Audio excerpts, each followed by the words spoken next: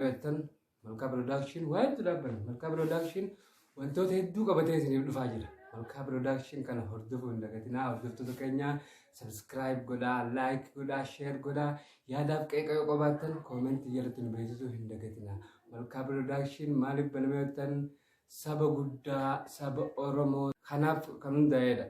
Afaan keenya osoo irratti tokkomnee hojjennee jabaannee jaleenne akka uummata Habashaa afaan Habashaa control YouTube kan irratti nu godheeru dhuguma Habashaadhaan dhaalamneera. Afaan Habashaa hedduu hordofna nuti ilmaan Oromoo iyyuu wal jajjabeessuu qabna. Wanti nuti qabannee isiniif dhiyaachaa jirru wantoota jaalalaa yoo ta'es dhimma jaalalaa ga'aaf gaafilee adda addaa interviiwulee adda addaa jaalalti maali waan jiru irratti illee jechuun wanti hafu hin jiru jedhanii yaada. Malkaa Production yoo hordoftan kana qofa osoo hin taane wantoota baay'ee irraa argattan namuutuuf gaafiidha. Wal jajjabeessuu qabna kun ta'uu hin qabu hin jechaa.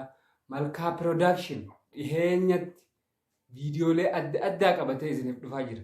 Malkaa Production subscribe godhaa. Subscribe qofaan miti like godhaa, share godhuudhaan hiriyoota keessan hunda biraan nuuf ga'a. Uummata Oromoo addunyaa irra hunda biraan nuuf ga'a. Ija nama hundaatiin ga'a. Malkaa Production ijoollee qaxalee reefu lafaa dhufaa jirtuun kan hundaa'e ijoollee Oromoo lafa Oromiyaa keessa jirtuun seenaa Oromiyaa keessa maaltu tahaa jira waan jiru hunda qabatee isiniif dhufaa jira. Malkaa Production hordofuu hin dagatinaa isiniin jenna.